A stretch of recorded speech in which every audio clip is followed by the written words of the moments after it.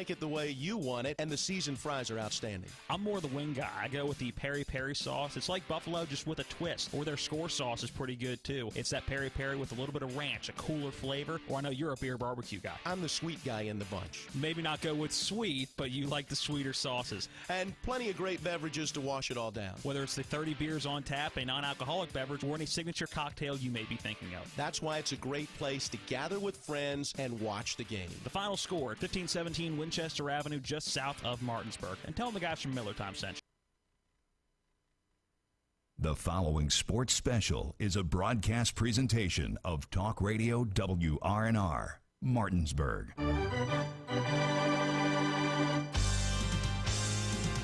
It's time for the fun of a summertime tradition with Little League All-Star Baseball. Play ball! Today's Little League All-Star action is being brought to you by Trips Floor Sanding and Berkeley Fashion Flooring, Bechtel Jewelers, Miller's Chrysler Dodge Jeep Ram, the Berkeley County Health Department, Procter & Gamble, Mirius Group and Ameriprise Financial Advisors John Everson and Phil McCoy, and Parsons Ford.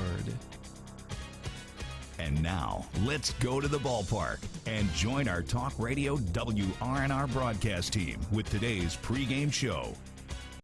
Side of Petersburg getting ready for action in the 10 to 12-year-old All-Star Tournament. Today it's an elimination game. Martinsburg against Bi-State. The winner stays alive and will have to come back and beat Jefferson twice in order to claim this District 6 championship and advance on to the state tournament. Well, Matt Miller with you along with Matt Crawford back from the July 4th weekend and vacation. We've got Caleb Falero back at the studio. Looking forward to this one, Matt. Martinsburg coming in 4 wins, 1 loss in this postseason. That lone loss against Jefferson 5-2 in the winner's bracket championship game back in the Area 1 tournament. Bi-State 1-1.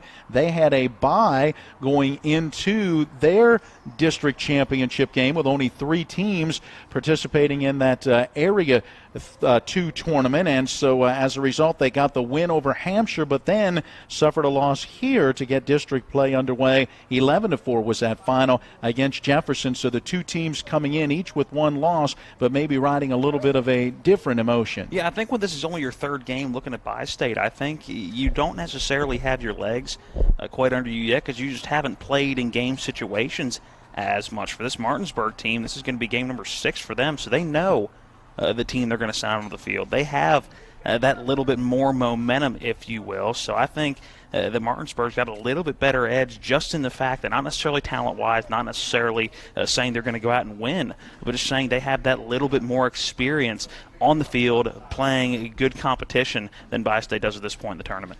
The 2 teams have wrapped up their infield warm-ups, and we are just about ready to go. So let's take a 1-minute timeout, and when we return, we'll have the introduction of today's starting lineups. It is Little League All-Star Baseball on Talk Radio WRNR and TV 10.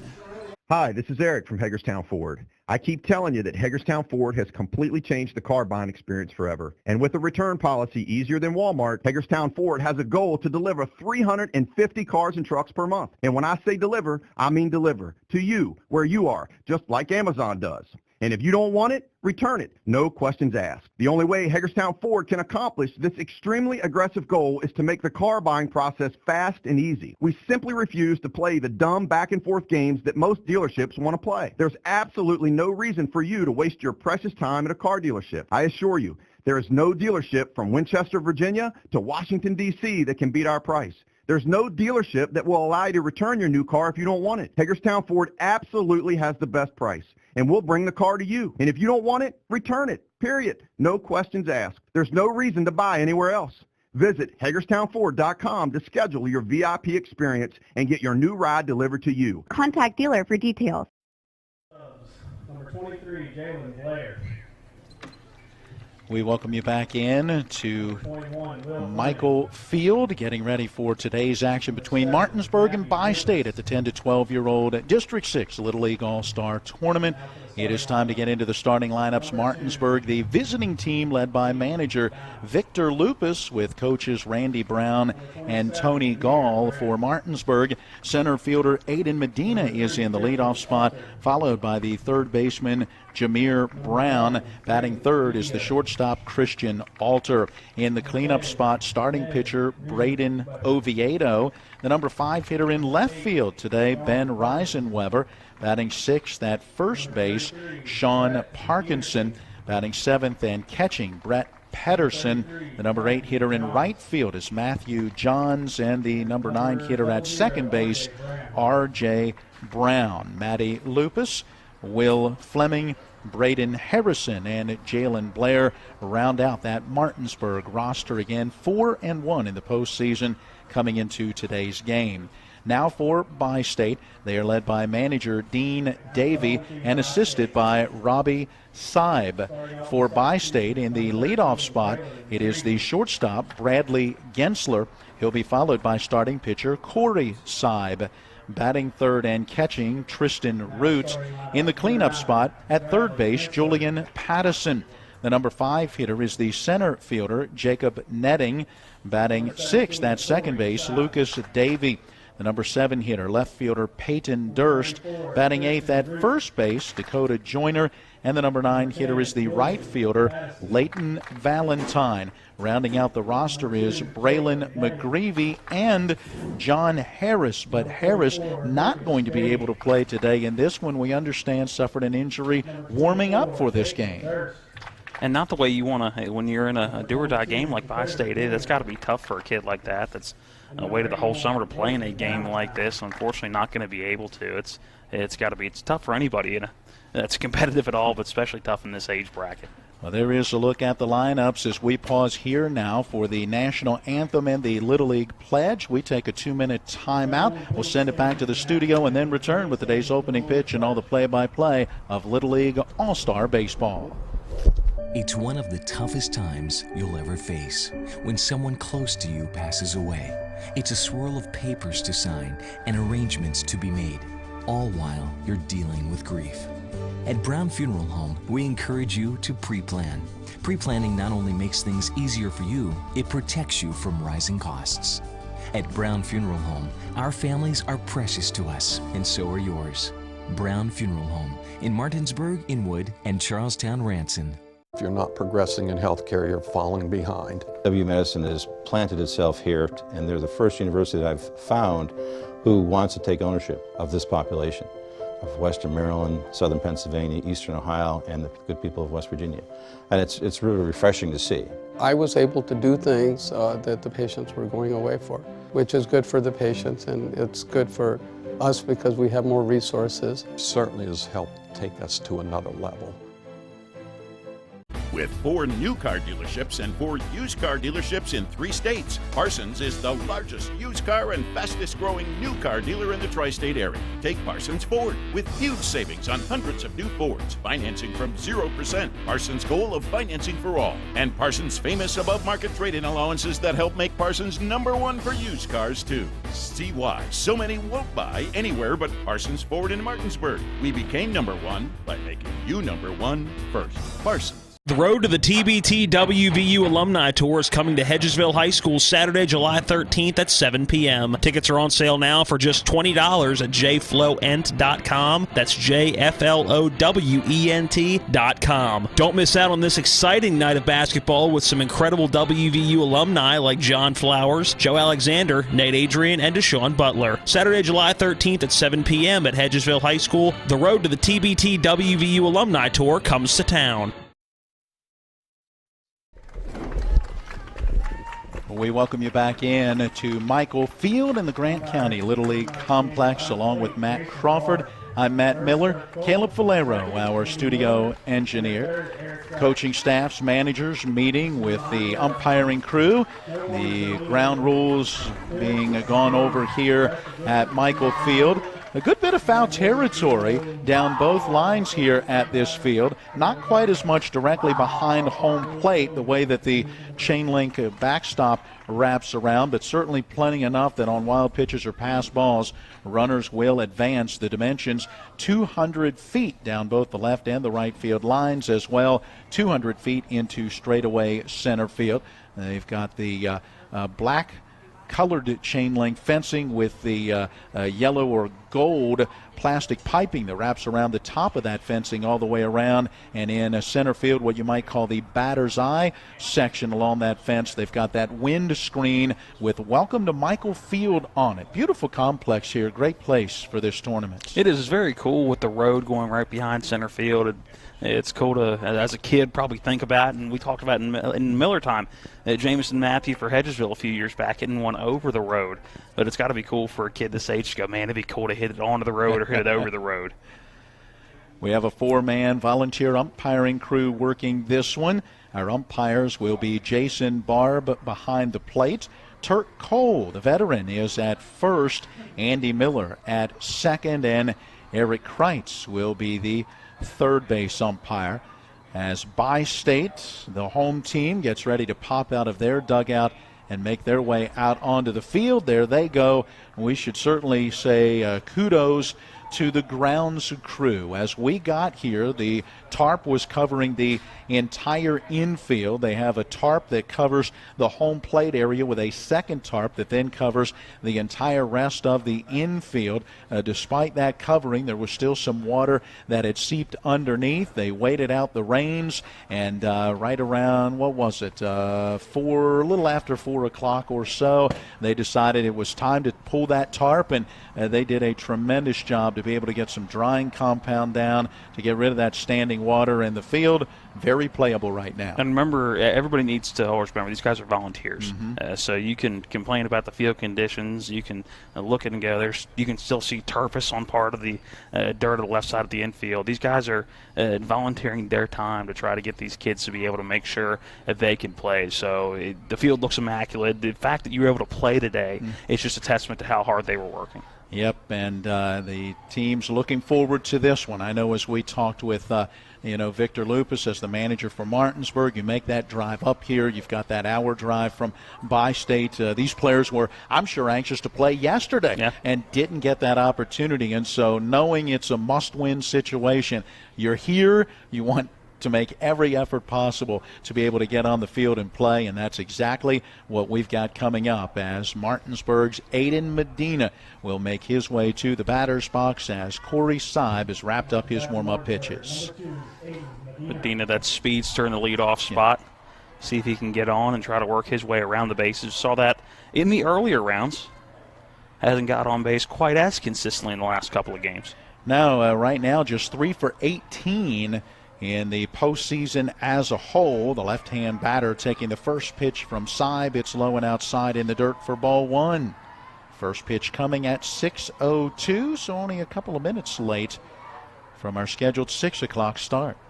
The 1-0 delivery from the left-hander, a bunt shown, and the pitch is inside for ball two. Yeah, so a little bit high. Medina having to bail out of that one. Wanted to make sure he had pulled the bat back as he did bail out, watching our plate umpire Jason Barb give that signal. Here is a pitch right down the middle. Medina again was showing bunt but took that pitch. It's 2-1. That's got the first baseman Joyner coming down. Second baseman Davey is moving over to try to cover first base. Seib to the plate. Here's that pitch on the outside corner. It's a called strike two. Yeah, good location by Seib. Just painting that outside corner a little bit. Popped in and out of the glove of the catcher Root, but across the plate beforehand. He has battled back from the 2-0 to make it 2-2, and now that payoff pitch missing outside. I should say break even. It'll be a payoff pitch due now because it is a full count. So the 2-2 missing low and away, and the 3-2 is due.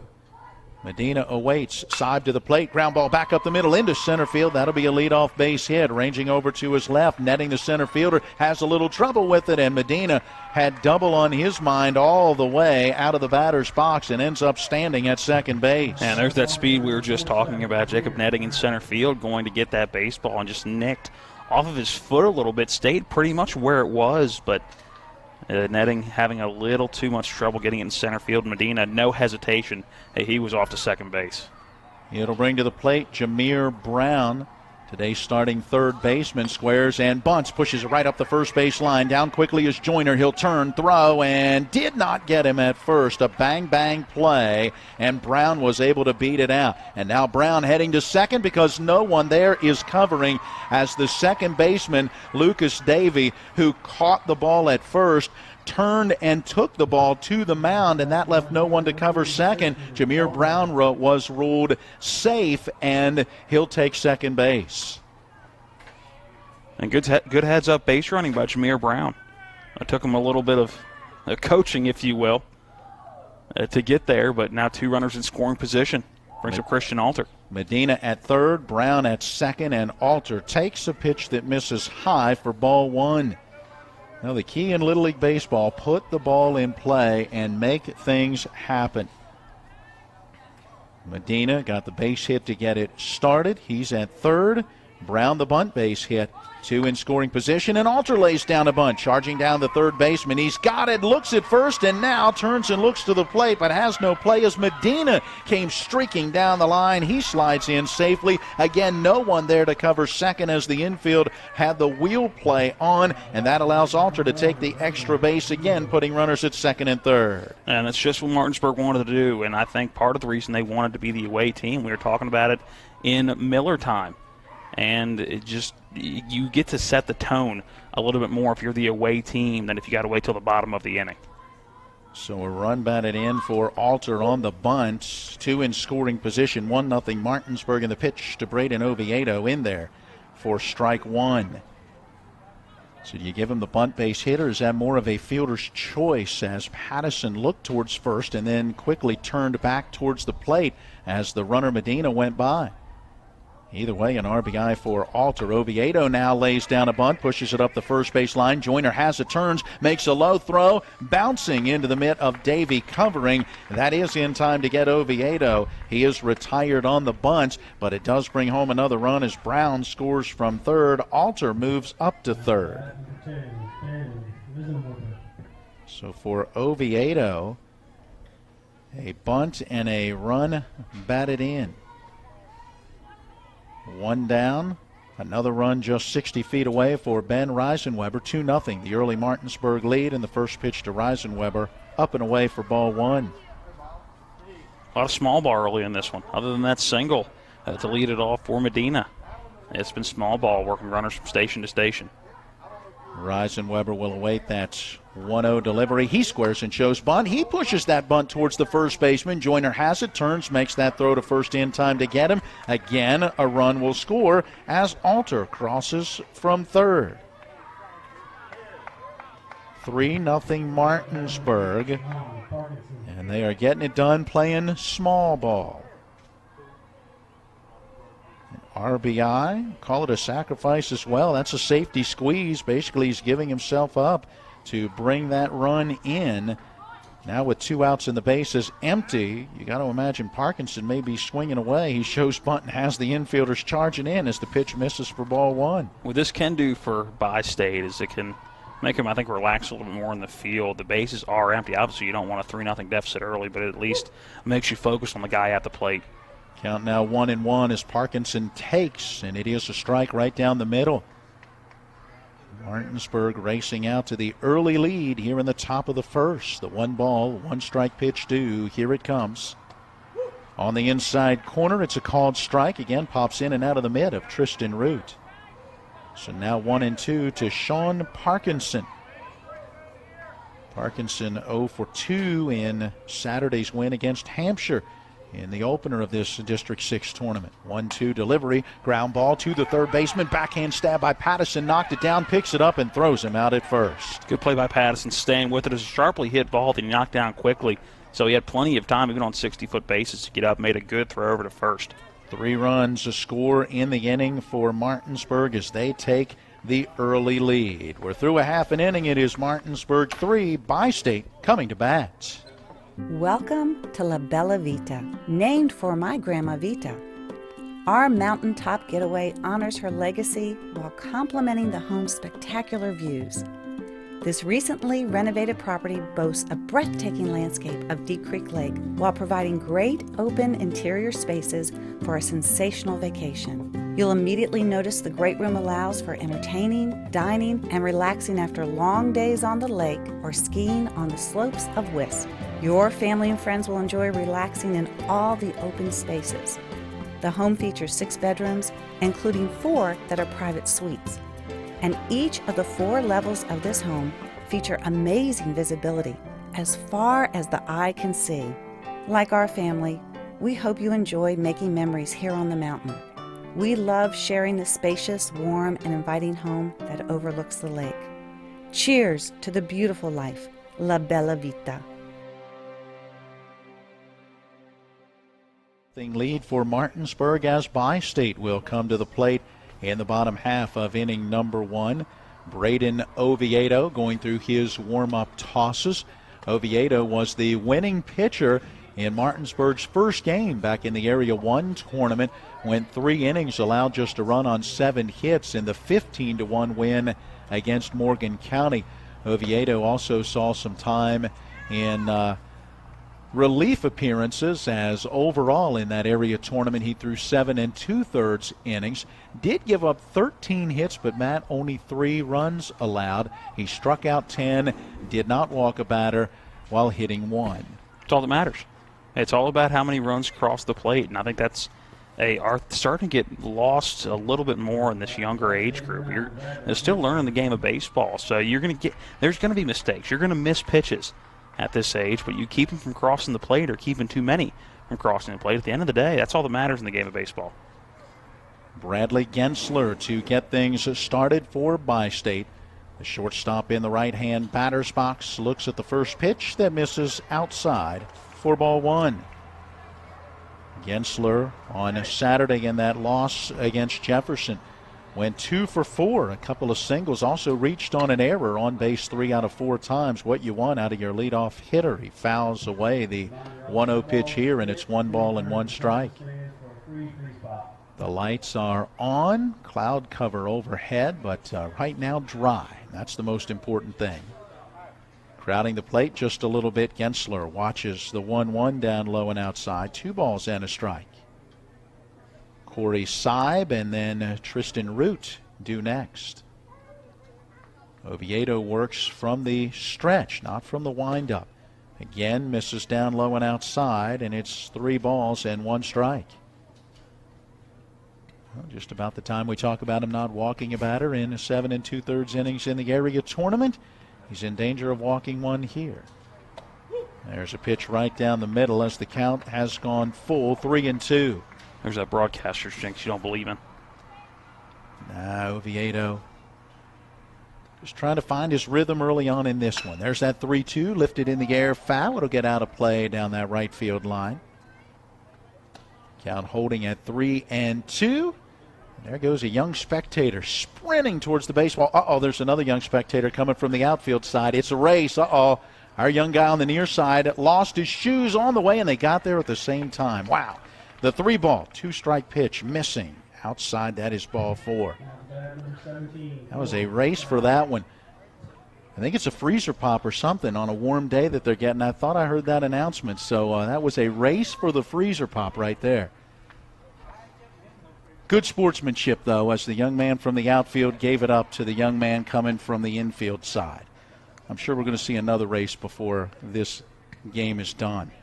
Corey Seib is the batter. Count to him at 0-1. Seib, a left-hand hitter, takes a pitch that misses down low. Count now 1 ball and 1 strike. Good pitch from Oviedo. Good speed, had the plate, but just a little low. Seib would not go after it. He went 2 for 3 against Jefferson as he swings and grounds this one towards the second baseman. Brown has it, turns, throws to short, and in time to get him. Christian Alter, the shortstop, over at the second base bag, able to pull that one in just before Gensler slid in. And that's a great play by R.J. Brown at second base. I didn't think he was going to have enough time to quickly get it over to second base to get that lead runner, but very fluid on that ground ball and was able to quickly turn and get it to second and get the lead runner. And no hesitation. None. If he hesitates, he doesn't get the out. He knew where he wanted to get that out and got it. So a fielder's choice for Seib. He is aboard at first as Root stands in, and Tristan Root takes ball one low and outside. Root went 0 for 3, but did reach on a walk and score in Saturday's game against Jefferson. Takes a 1-0 pitch high and outside, 2 balls and no strikes. 3-0 the lead for Martinsburg. They plated 3 on 3 hits and an error in the top of the first inning. Here's the pitch, hit in the air on a soft pop into shallow center field. Medina has it, fires in to the shortstop Alter, who has to reach out and backhand that one. That was the center fielder Medina thinking he may have a chance to try to get the force out of Seib at second. And even though he was close, I think he threw that with about everything he had. That's a great play by Alter just to hang on to it. They had a good throw by Medina to make it anywhere close to second base where Alter was.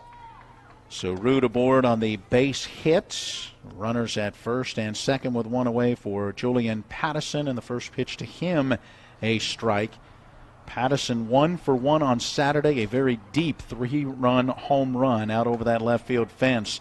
After that, he got intentionally walked by Jefferson in his next 2 at-bats. Here's a pitch up and in. Count now 1 ball, 1 strike. That 1-1 pitch. Down low and outside, 2-1. Runners at first and second with 1 away, bottom half of inning number 1. One swing of the bat could tie this one up. Here comes the pitch, and Pattison with a big swing comes up empty. It's 2-2. And I think he heard you wanted to tie that one up. Yeah. That back foot came all the way around and on the front of his body pretty much staring right at Oviedo on the mound. Good size in that right-hand box as he waits. A little out in front of that 2-2, pops it up shallow center field. Long run for Medina, and the center fielder comes in to make that play. Throws behind the runner at first. Whoa, almost got him there. Tristan Root was almost halfway down the line before turning and heading back as Medina was able to make that catch. And Medina's already shown us that strong arm. Threw behind the runner and almost got it. Yeah, Medina, I don't think realized how far Root was off the bagger. I think that's a much closer play than it was at first base. It took Medina a few split seconds to realize that Root had got that far off of first base, and it was still a bang-bang play at first. Brings up Jacob Netting. He'll take the first pitch outside for ball 1. Netting batting now with 2 away and 2 still on base. The 1-0 pitch from Oviedo.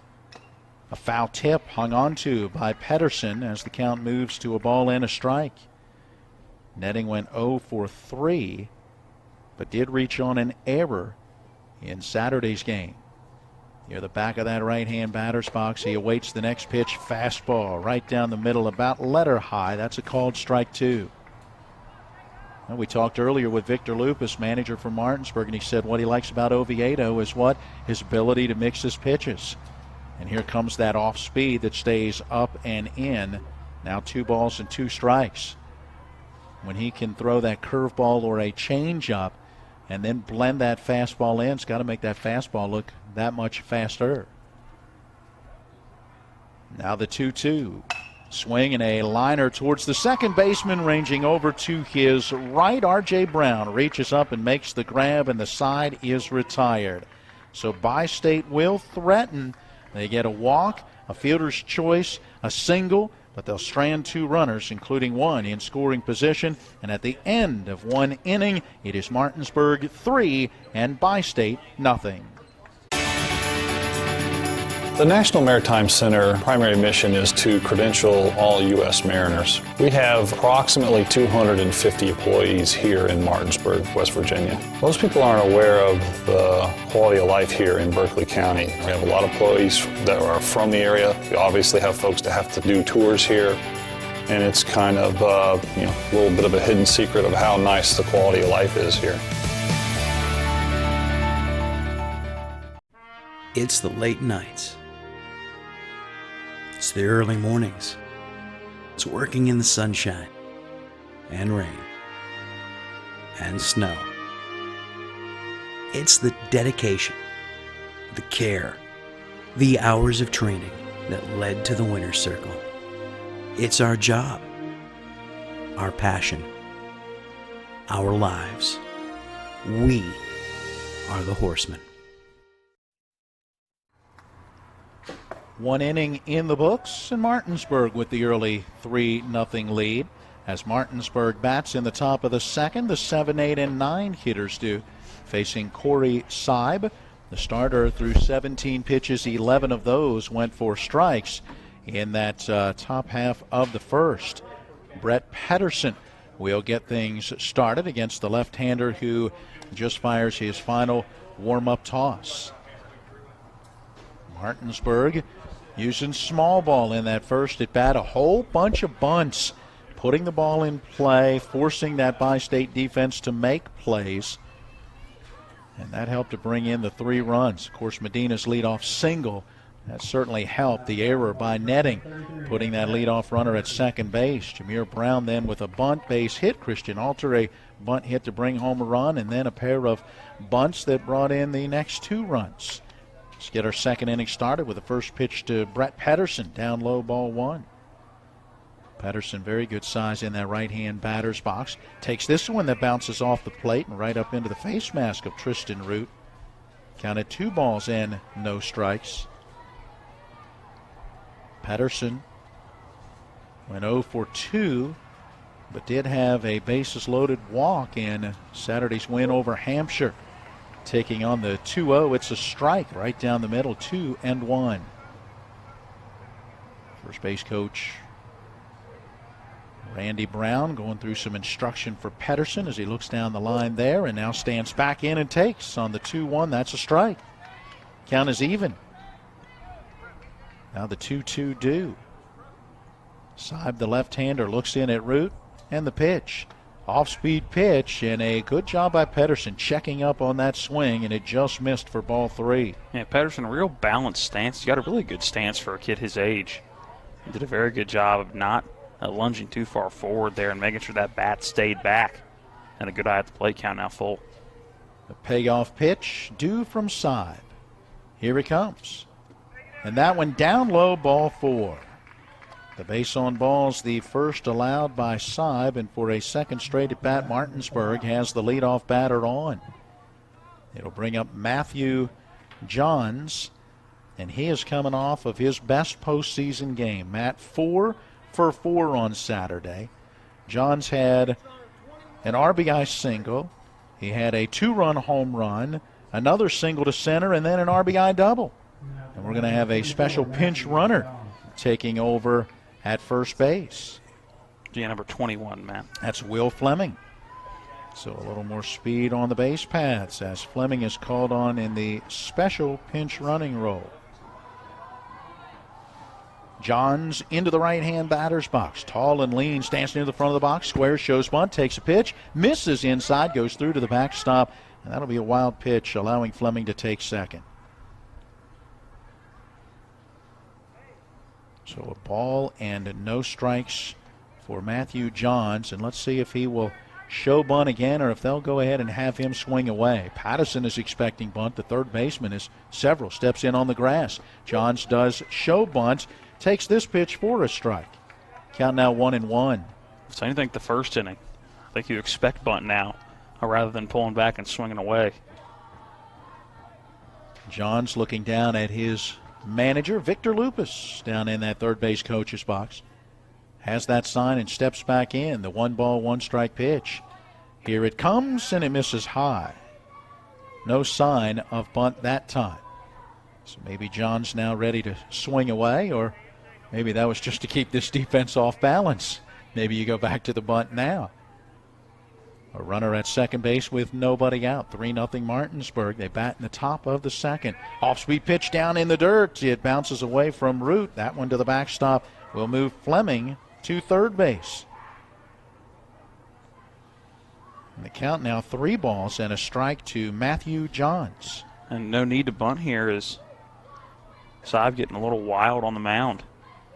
And he's moved that runner in scoring position. The 3-1 pitch. Johns had the green light and chased one down right off the top of the dirt. A swing and a miss for strike 2. And that was a tough one. Certainly one Johns wishes that he had back. And now the payoff pitch. Here it comes, and it's fouled straight back. That went into that chain link backstop. Count will hold full, 3 balls, 2 strikes.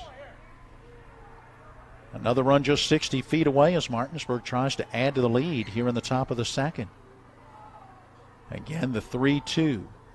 Saib ready. Here it comes. Off speed and strike 3. First base is open, so Root has to pick it up and throw to first. He does get the out. The return throw from Joyner not in time as Pedersen comes home from third to score. That's good heads-up base running by Fleming. Yeah, my apologies. Over at third base, the special pinch runner Fleming for Brett Pedersen, who reached on the walk, but good heads-up the minute he realized that Root was thrown down to first.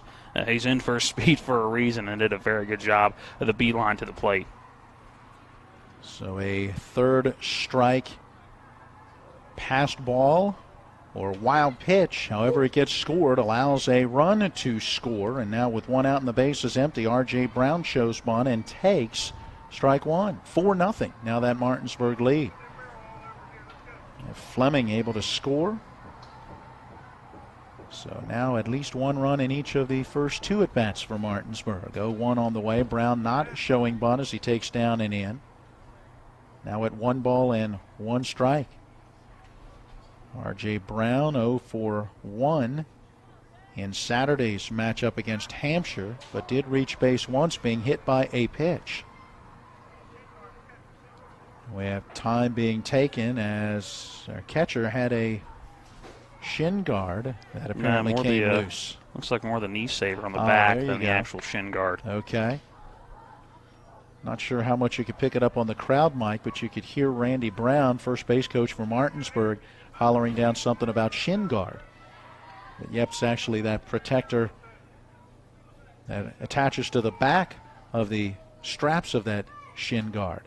Well, action back underway, and that's pitch down low on the 2-1 will make it 3 balls and 1 strike. Saib having a little trouble consistently finding that strike zone.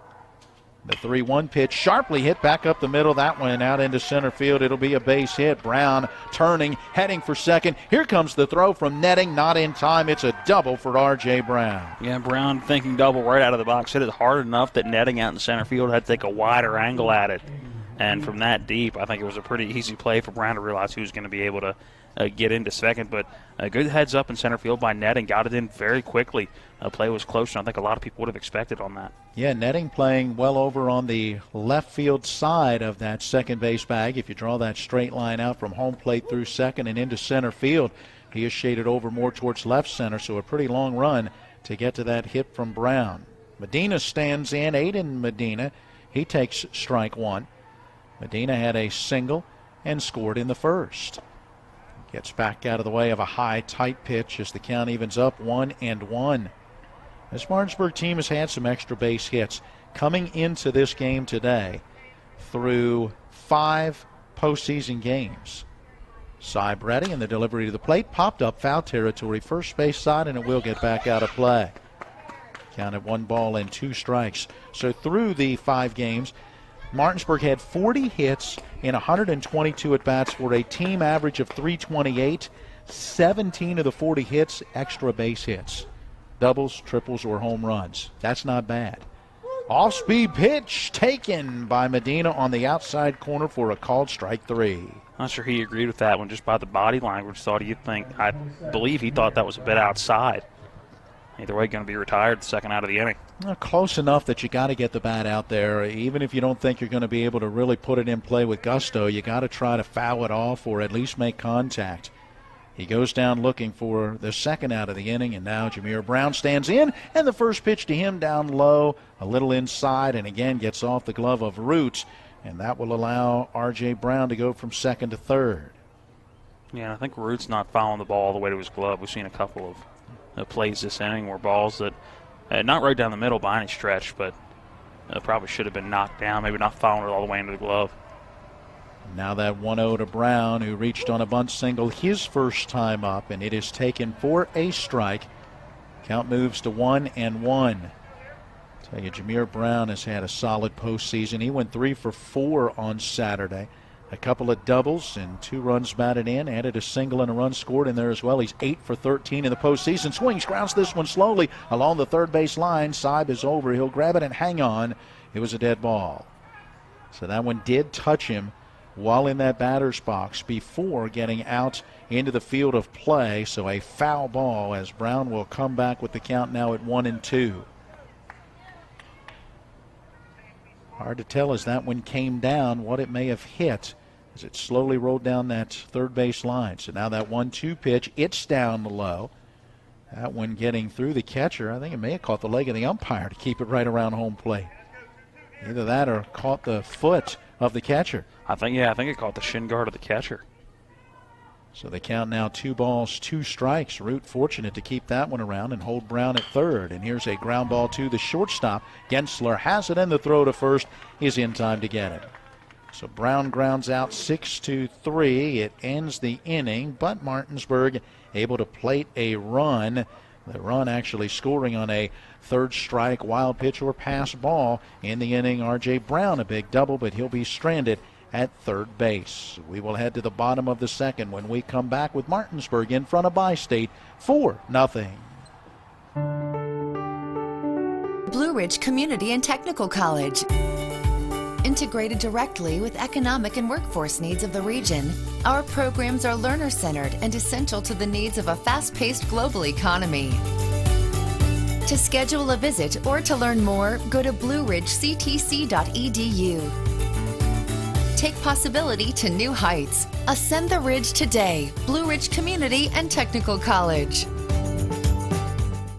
At Anthony's Pizza Inwood location, nobody does it better. We make our own dough and we bake it fresh twice daily. That's freshly baked twice a day to make sure your pizza always tastes great. Take advantage of our Anthony's Pizza special offer. Get 2 large one-topping pizzas, just $17.99. And when you buy 3 12-inch subs, the 4th one's on us. For the best in freshly made pizzas, subs, calzones, stromboli, lasagna, and more, it's got to be Anthony's Pizza, 372 Middleway Pike in Inwood. Call 229-7373 for delivery. Anthony'sMenu.com. With the early 4-0 lead, Bi-State to the plate, bottom half of inning number 2. The 6, 7, and 8 hitters to face Braden Oviedo. The Martinsburg starter needed 23 pitches to get out of that first inning. Only 12 of those were for strikes. As he fell behind on several hitters, did issue 1 hit and 1 walk. Lucas Davey in the back of the right-hand batter's box takes the strike on the inside corner. Bottom of the second underway. The lights on, but not really taking effect yet. Cloudy skies prevailing, but dry conditions after a rainy day. Great job by the grounds crew getting this field ready. Davey swings and bounces that 0-1 pitch in behind the plate. No balls, 2 strikes. Yeah, this time of year, not sure how much effect those lights are going to take. Maybe late in this ball game. 6:32 right now. So about a half an hour into this contest. With our first pitch coming in officially 6:02. Here's a soft little popped liner over the head of the pitcher, Oviedo, who off that first base slope of the mound leaped high into the air but could not get to it. And then in the grass behind the mound, R.J. Brown able to knock it down but had no chance to make a play at first. And Lucas Davey has an infield base hit. It was a good effort on the mound by Oviedo, and R.J. Brown coming in, and it just popped in and out of his glove. He made a great read on it after it hit the ground, and the ground's still going to be damp with all the rain they've had, and took a little bit of a skip. A good job just to get a glove on it. It brings up Peyton Durst, who swings through a high fastball for strike 1. Durst, a right-hand batter, stepping back in. Starting left fielder. Watches this pitch a bit up and away, and it's 1-1. I think Durst may be the smallest guy on the field today. Not a lot of size in that right-hand box. That's a small strike zone to try to hit. Oviedo comes back with a pitch outside. Count at 2 balls and a strike.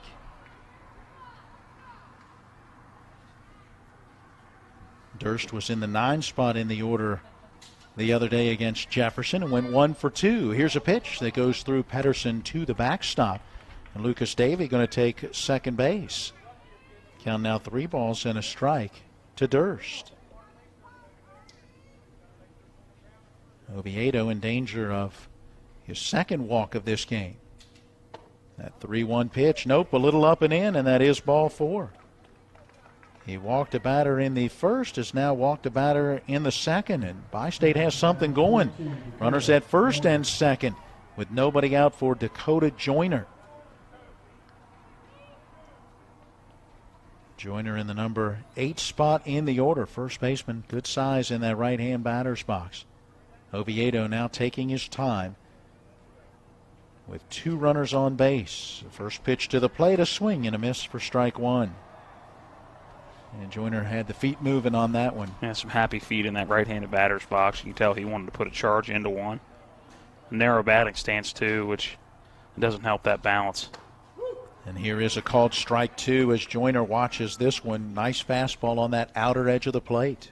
Yeah, and Joyner even on that one they didn't take a cut at. Those feet kind of chopping a little bit in that box. So now Oviedo ahead in the count, and the 0-2 pitch on the way. Missing down low and outside for ball 1. Well, good decision. Get it out there, see if you can get him to chase. He did not. Now the 1-2 strike pitch on the way. Down and in, and it's 2-2. Well, nice eye by Joyner. Has let 2 go by, been able to battle back after falling behind 0-2. Now a big 2-2 pitch on the way. That fastball sails high, and it's 3-2. Oviedo struggling a little bit to get that out pitch. Got ahead of the hitter, but then fell behind, and now the payoff is due. Nobody out and 2 on in the 3-2 pitch. And called strike 3. And a good pitch location, just painting that outside corner of the outer third of the plate, and Joyner just watched it go by. Oviedo picks up his first strikeout today. 1 down with those runners holding. Bi-State left 2 on, 1 in scoring position in that first at bat. Leighton Valentine, right fielder, number 9 hitter, stepping into the left-hand batter's box. And he takes the first pitch a bit high and outside, ball 1. Jason Barb, our plate umpire, lets the pitcher know where that pitch missed. He'll give a motion high or low or inside or outside. Oviedo ready. Pitch bounced right back to him. He's got it. He'll go to second for 1. They'll look to first, but no throw by the second baseman, R.J. Brown. And there'll be runners at the corners with 2 away. Valentine reaches at first on the fielder's choice that retires Peyton Durst at second. And again, a good job in the infield for Martinsburg. That one wasn't the lead runner, but you're still getting one of those runners in scoring position from advancing from first to second. The fielder's choice goes 1 to 4. You now have Davey at third with Valentine at first. Back to the top of the order, and Bradley Gensler swings and sends one on a bounce to the shortstop. Backhand stop by Christian Alter, and the throw to Brown at second in time to get the force out of Valentine. So that force out, that fielder's choice, going 6 to 4. It's going to bring the inning to a close. And once again, Bi-State threatens but unable to produce a run. We'll go to inning number 3 when we come back. The score remains Martinsburg 4 and Bi-State nothing. Hi, this is Eric from Hagerstown Ford. I keep telling you that Hagerstown Ford has completely changed the car buying experience forever. And with a return policy easier than Walmart, Hagerstown Ford has a goal to deliver 350 cars and trucks per month. And when I say deliver, I mean deliver to you, where you are, just like Amazon does. And if you don't want it, return it. No questions asked. The only way Hagerstown Ford can accomplish this extremely aggressive goal is to make the car buying process fast and easy. We simply refuse to play the dumb back and forth games that most dealerships want to play. There's absolutely no reason for you to waste your precious time at a car dealership. I assure you, there is no dealership from Winchester, Virginia to Washington, D.C. that can beat our price. There's no dealership that will allow you to return your new car if you don't want it. Hagerstown Ford absolutely has the best price, and we'll bring the car to you. And if you don't want it, return it, period. No questions asked. There's no reason to buy anywhere else. Visit HagerstownFord.com to schedule your VIP experience and get your new ride delivered to you. Contact dealer for details. And we do have a defensive change for Bi-State as Martinsburg prepares to bat in the top half of inning number 3. Jacob Netting, who was in center, is now behind the plate, while Tristan Root, who was behind the plate, is now in center field. So a defensive swap, but not necessarily a player swap. Just one substitute today for Bi-State. They normally had 2 substitutes coming in. Braylon McGreevy will at some point enter into this ball game, needing to play defensively and get one at bat. But John Harris suffered an injury in pregame warm-ups today and is not able to participate. So Christian Alter, who reached on an RBI bunt base hit his first time up, stands in to get this third inning started and takes strike one. Good breaking pitch that time from Corey Seib. That's S-E-I-B. Seib. Spelled Seib, pronounced Seib. Here's the pitch, popped up foul territory. The first baseman giving it a look, but it gets back out of play. Count no balls and 2 strikes. Dakota Joyner moving over towards the fencing, but did not have room. 0-2 to Alter. Oviedo due next. Seib to the plate, and the off-speed pitch stays just a bit high and outside. Nice pitch. Again, an opportunity to maybe get that batter to chase. Now that 1-2. Here's a sharp hit ground ball, fair past the third baseman. The left fielder ranging over. Durst has it and gets it in quickly. Nice play in left to hold Alter to a single. Yeah, it was a very sharp hit ball down that third base line, getting past third baseman Pattison. And I thought for sure that was going to be a double, but again, a very good job by Durst in left field to get that ball in quickly. And we've now seen in each inning Martinsburg really get a hold of one. They haven't necessarily gone for extra bases each time, but they've hit one sharply somewhere through the infield. Now Braden Oviedo shows bunt, takes the pitch. There's a throw down behind the runner, and the throw goes off the glove of the second baseman. He now picks it up and throws it away at second, but backing up on the play is the left fielder Durst holding the base runner. So Alter ends up going to second base on an error, as Netting ended up throwing behind the runner with Davey, the second baseman, covering as Joyner, the first baseman, was coming down with Oviedo showing bunt. That throw was a little bit high. Davey had it tick off the glove and roll out into shallow right field. Here's the pitch, and Oviedo pushes a bunt foul up the first baseline. Count at 1 ball, 1 strike. 4-0 Martinsburg, threatening for more. And Matt, what's the other thing you notice? Martinsburg had the leadoff batter on in the first. He scored. Leadoff batter on in the second. He scored. Leadoff batter is on in the third and already in scoring position with no outs. Here comes the pitch. Off speed down and in. Now at 2 balls and a strike to Oviedo. I would answer that question, but you kind of did it for me. It's one of those you asked ones me that what, a rhetorical question, if you will. Yeah, that's it.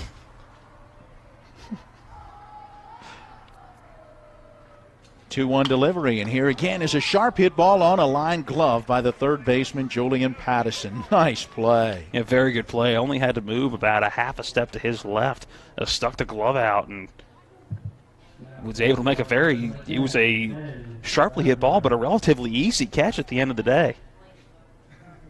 He was in a little bit as Martinsburg had been showing bunt, and so that's a nice play on a ball that got on him very, very quickly. So 1 down, that runner still at second. Ben Reisenweber, the batter, and he takes a strike. These 2 teams met last year in the 10 to 12-year-old tournament. Bi-State got a 10-0 win over Martinsburg. Here's a pitch working down and in, goes off the glove of Netting. He'll get to it at the backstop and throw down to third, but not in time as Alter advances on the pitch. Count now 1-1 to Reisenweber. These teams also met last year in the 9 to 11-year-old tournament. Martinsburg got the win in that one by a 13-1 final. Breaking pitch missing outside up as well. Reisenweber had shown bunt, had that infield moving around again. Count 2-1. Yeah, Netting a little impatient behind the plate. That was a breaking ball that he stood up, then had to quickly kind of crouch back down again to go get. Not sure if he was expecting a different pitch coming in or not. 2-1 delivery, a strike on the inside corner. Reisenweber backing out of the way of what he thought would miss inside, but it caught that corner. And now the count 2-2. So got to protect the plate. Chokes up on the bat just a little bit. That break even. An off-speed pitch line. The shortstop knocks it down on a backhand attempt. Gensler picks it up and throws to first, and in time to get him. Alter, unfortunately, unable to try to score on that play as Gensler Sticking that glove out, trying to backhand that line drive. Had it hit the heel of the glove and drop right at his feet, where he was able to pick it up and throw out Reisenweber. Yeah, and Gensler shaking his head a little bit, taking his glove off. He's disappointed he didn't make that play in the air. You could hear it, a couple of the fans and now a couple of teammates talking to him saying, hey, you got the out. You did a good job keeping your head in the play, which you did. Did a very good job of making sure he was still in that play and getting it out. Doesn't matter how it happened. Runner is retired at first. It brings to the plate Matt Lupus. Going to be called on in a pinch hitting role for Sean Parkinson in the number 6 spot in the order. And Lupus takes strike one on the inside corner. 2 outs now with that runner at third. For Corey Seib, he can get out of this inning without giving up a run. That's big. 4-0, Martinsburg in front. Here's the pitch, working outside. 1 ball, 1 strike. It would be the first time Martinsburg has not scored in this one, as they scored 3 in the first, 1 in the second. Seib from the stretch, lifts the leg, and the pitch, chopped foul in behind home plate.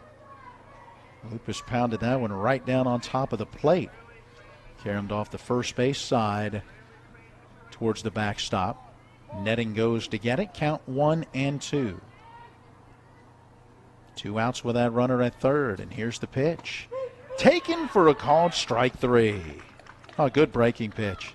Great breaking pitch, great location, and for the first time in this game, Bi-State defensively has kept Martinsburg off the scoreboard. Score remains 4-0. Yeah, Martinsburg able to get a leadoff single. They get that base runner Christian Alter as far as third base, but cannot bring him in. We'll go to the bottom of the third when we come back with Martinsburg in front, 4-0. When you're hurting, we're here. When things are confusing, we're here. When you need answers, we're here. Brown Funeral Home. We've been caring for families like yours for generations, since 1880. Whether you want to plan ahead or you need us now. Our families are precious to us, and so are yours. Brown Funeral Home in Martinsburg, Inwood, and Charlestown Ranson. We're here when you need us. The level of care that I got at WVU Medicine was top-notch. If you're not progressing in healthcare, you're falling behind. Is really an integration, looking at a clinical care network, looking at the good people who can help push the envelope and raise the bar for delivering a quality healthcare product. To have my life back is absolutely a blessing. I am beyond thankful for WVU Medicine. I absolutely 100% have my life back.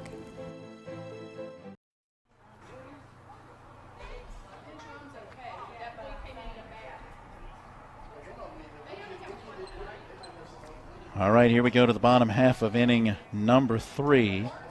Through their first 3 at-bats, 4 runs and 5 hits. Just 1 error so far, committed by Bi-State. And there's a question from the press box related to the substitution for Martinsburg. There are 13 players. There are 4 substitutes for Martinsburg: Fleming, Harrison, Blair, and Lupus. We just saw Matt Lupus come in. I think that's the question as to whether Lupus would need to stay in the game or not. There are apparently there's 1 more player than is on the roster. No, it's on there. I think it's just being missed. As I looked at that same sheet earlier as we wrote down our lineups. And you've got Fleming, Harrison, Blair, and Lupus, who are the 4 substitutes. So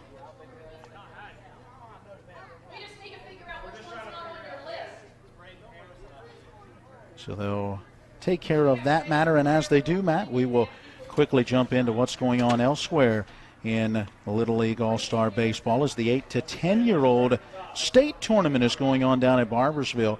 Jefferson with a 19-4 win over Milton. Next up for Jefferson, they will take on Bridgeport. I believe, if I have it correct, that game is coming up tomorrow on Tuesday. The 9 to 11 state tournament not yet underway. It'll start this coming weekend. It's at Shinston. Bi-State is the District 6 representative. They'll take on Bridgeport.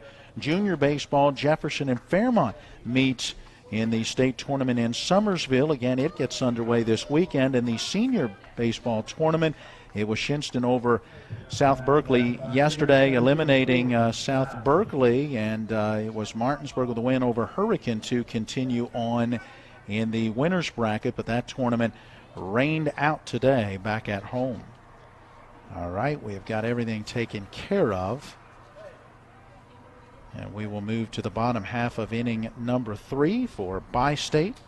Corey Seib, the batter, swinging at the first pitch, sends it back up the middle, knocked down by Oviedo, goes to get it in the grass over towards first base. A quick little shovel over, but not in time. Sean Parkinson, who was hit for but has come back in, pulled it in, but too late. Seib will reach on the infield base hit. And that's a case where Oviedo, following through, was going towards the baseball, hit off the end of the bat, and in that case, he made a great effort at the ball, just went right off the end of his glove, and think that would have been a better play just to go through to R.J. Brown. Tristan Root with a single his first time up stands in. He takes the ball down low and outside. Root had that little looper out into shallow right center his first time up.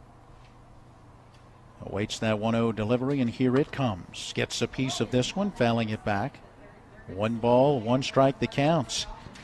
You're talking about the leadoff batter reaching base for Bi-State now in each of their first 3 at-bats. But unlike Martinsburg, they've not been able to get him in. Yeah, a little bit different results so far. Now that 1-1 from Oviedo stays high. 2 balls and a strike.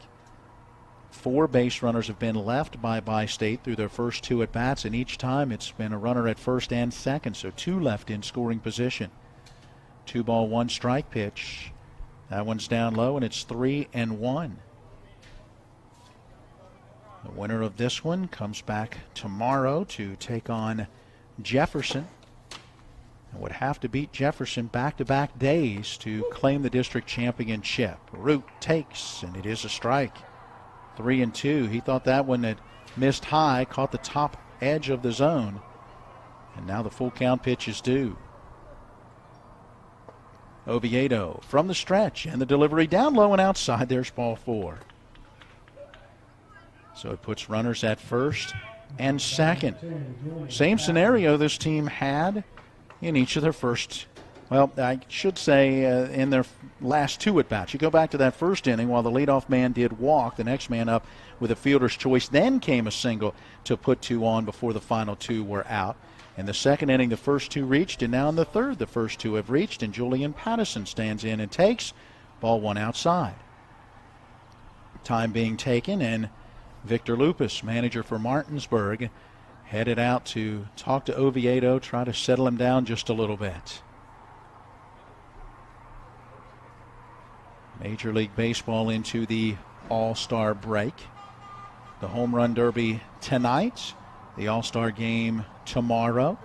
Then a couple of days off for everybody involved before action gets back underway on Friday, and an unusual start time for the Nationals at the Phillies on Friday. Yeah, 6:05. That means Miller time only going to go to about 5:30. We'll have our bottom of the hour break, so an abbreviated Miller time Friday. Get to start the weekend a little early. Nothing wrong with that. Now the conference on the mound concludes, and the pitch to Patterson taken for a strike. Count evens up now at 1-1.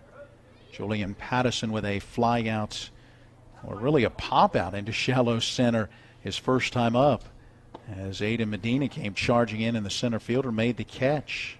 1-1, low and outside, 2 balls and a strike. Oviedo had Patterson fooled on that pitch back in the first inning when he got that pop out. Here's a fastball and a foul. That one catching the equipment of the catcher Pedersen as it goes to the backstop. 2 balls, 2 strikes. Yeah, Patterson's got a really, really strong swing, but he pulls that front foot out. And you can tell when he's trying to put a little more mustard on the swing, he pulls that front foot out. If you make contact and you're a little bit ahead, you can pull that one easily over the left field wall, but got to keep that front foot in. Now that 2-2 delivery, and it stays high, ball 3. Oviedo went to a 3-ball count to Gensler in the first, walked him. 3-ball count to Root here in the third, walked him. 3-ball count to Durst in the second, walked him. A 3-ball count to Joyner, got him looking for his first strikeout. Here he gets Pattison to foul one away, and we'll do it again at 3-2. So a lot of 3 ball counts for Oviedo, meaning his pitch count is getting up there. Here comes that payoff delivery, and it is down low and outside, and that's ball 4. And don't look now, but Bi-State has loaded the bases with nobody out. Seib is at third. Root is at second. Pattison is at first, and Jacob Netting making his way to the plate. He had a line drive to the second baseman back in that first inning, 0 for 1, as he stands in for a second time against Oviedo and takes strike one. Strike one has not been the problem for Oviedo. He's been able to get that pitch across, but getting that out pitch at times has been difficult. Now that 0-1, swing and a pop-up. That went in behind home plate, and it will get out of play. That one ends up in the netting, just to the right of our broadcast position. You might even see it in the camera as the ball rolls down that netting. And if you go, how do they get it? They've got a long stick. They'll poke it out of there while we're in a commercial break. The 0-2 to netting. Here it comes. Off-speed pitch taken for a called strike 3. No problems that time for Oviedo. And now he'll whip a throw over to third as he took it back from Pedersen. Trying to catch Seib, napping over there. One down with a strikeout. Yeah, Netting walking right back to the dugout. That was a great breaking ball by Oviedo. Netting just had to stay in and watch strike 3 go by. So Lucas Davey will make his way to the plate. Davey reached on an infield single in the second inning. Stands up in a key situation here with now 1 out and the bases still loaded. Oviedo to the plate with a fastball. Belt high down the middle for a strike. Bottom half of inning number 3. This is the middle of this game. Scheduled to go 6. Martinsburg 3 at-bats in the books. Bi-State with their third at-bat. 0-1 to the plate. Low and outside. 1 ball, 1 strike. Bi-State scored 15 in a 15-3 win against Hampshire to claim the Area 2 championship. Here comes that 1-1, and that one down low. 2 balls and a strike. But only scored 4 runs against Jefferson on Saturday in the district tournament opener. So they've outscored opponents 19-14, but a lot of that came in one game. Here's a pitch low and outside. Davey takes that, and it's 3 balls and a strike, and Oviedo back to having trouble finding the strike zone. And nowhere to put Davey right now. Ball 4 means the first run of the game for Bi-State. Narrow this lead down to 3.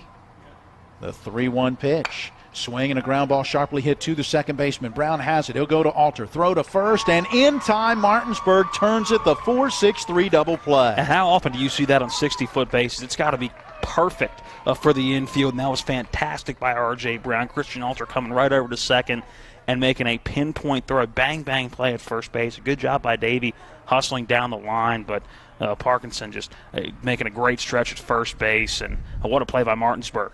Pattison retired at second. Davey retired at first. The double play ends the threat and keeps Bi-State off the board. 3 innings in the books with the score, Martinsburg 4 and Bi-State nothing. With 4 new car dealerships and 4 used car dealerships in 3 states, Parsons is the largest used car and fastest growing new car dealer in the tri-state area. Take Parsons Ford with huge savings on hundreds of new Fords, financing from 0%. Parsons' goal of financing for all, and Parsons' famous above market trade-in allowances that help make Parsons #1 for used cars too. See why so many won't buy anywhere but Parsons Ford in Martinsburg. We became #1 by making you #1 first. Parsons. The road to the TBT WVU Alumni Tour is coming to Hedgesville High School Saturday, July 13th at 7 p.m. Tickets are on sale now for just $20 at jflowent.com. That's jflowent.com. Don't miss out on this exciting night of basketball with some incredible WVU alumni like John Flowers, Joe Alexander, Nate Adrian, and Deshaun Butler. Saturday, July 13th at 7 p.m. at Hedgesville High School. The road to the TBT WVU Alumni Tour comes to town. 5, 3, 6, 2, 9. And we welcome you back in to Michael Field. We are at the Grant County Little League Complex just outside Petersburg. It is an elimination game today between Martinsburg and Bi-State. Winner comes back to face Jefferson tomorrow with the district championship on the line. We are heading to the top half of inning number 4. Martinsburg out in front 4-0. And with your play-by-play the rest of the way, here's Matt Crawford. It'll be Brett Pedersen leading it off for Martinsburg, the catcher for this 10-12 All-Star team. So far for Corey Seib, through 3 innings, we have 60 pitches. So relatively efficient for the first couple of innings. A good third inning for Bi-State, and almost got their first run at the bottom of that third inning with a fantastic double play turned by the middle infield for Martinsburg. It keeps them scoreless at the moment. 4-0 your score as we are ready for action here in the top of inning number 4 here in Grant County. And it looks like we're going to have a pinch hitter as we see Victor Lupus in front of the dugout off the third base side talking with Braden Harrison, who will now step in batting for Brett Pedersen. First pitch to Harrison. He takes for strike 1. So Braden Harrison, his first action of this ball game, as he stands in ready. And here comes that 0-1. That one misses just a bit outside. Now to count even, 1 ball, 1 strike. Big bottom of the third inning for both teams. Bi-State building some momentum but unable to score. That was huge for Martinsburg to get that double play. Seib ready with that 1-1. That one misses short, bouncing into the catcher netting. And now it's Seib behind in the count. 2 balls, 1 strike. Good eye by Braden Harrison. Left side of the infield playing in, as is first base, as that 2-1 pitch misses low, getting by the catcher netting. The count now 3-1 to Braden Harrison. Nice job by Harrison to check up on that swing. He had started into that motion but was able to hold up and take that pitch down and in. And you see the left side of the infield, third and short playing just about where the dirt and grass meet, along with first base. Second base playing normal depth as here comes that 3-run pitch. Misses inside, and Brandon Harrison a leadoff walk, and yet again now the 4th straight inning that leadoff batter has reached for Martinsburg. Well, the first 2 innings, that leadoff batter that reached came around to score. Last inning, it did not, but they did strand that runner at third base. Let's see what Martinsburg can do in this situation. Looks like we're going to have another pinch hitter. Looks like it's going to be Jalen Blair that is going to step to the plate. The spot in the order that belonged to Matthew Johns. Martinsburg having to get each of their 4 substitutes at least 1 plate appearance. With the 4 substitutes, those guys do not have a required amount of playing time in the field. If they had fewer than the 4 substitutes, then those players would have to stay in defensively as well. Which was part of the confusion from last inning. Right. Just to clarify what that was last inning, we were talking about numbers on rosters. That's what that question was about. First pitch to Blair was a bunt attempt. It was fouled down the third base line, now 0-1. There is another bunt attempt. That one's squared, also down the third base line, but that one also gets foul. The count now 0-2. Yeah, Patterson way down the line, waiting for that bunt, and then quickly on it, but could not get it before it rolled into foul territory. So we'll see if Blair will square again. Hard to imagine he would with 2 strikes. Ball that is bunted foul. If it were to be a third time, it would be strike 3. So Braden Harrison standing at first. No bunt attempt as the 0-2 pitch to Blair misses outside, 1-2. I'm getting a note from Mark Mason filling me in on some info that I had missed related to the 8 to 10-year-old tournament. I'll give you that in a moment. Here comes that 1-2. Blair out in front on it. Stumbling at third base is Patterson, but he is able to get the ball, get the lead runner at second base, and Braden Harrison will be retired for the first out of the inning. Great play at the hot corner. Yeah, absolutely. Patterson, pretty tall, and as he was making his move to his left and went down to get it, was losing his footing, was able to make the catch, and then from his knees basically throw on to Davey at second in time to get the force out of Harrison. Looks like Will Fleming going to be our 3rd straight pinch hitter. Going to hit in the place of R.J. Brown. I believe that'll be all the subs for Martinsburg, with Will Fleming being the 4th of 4. Will Fleming had been a pinch runner earlier in this game, so not quite his first action of the ball game as he takes strike one right at the knees. Let's get you back to that 8 to 10-year-old tournament.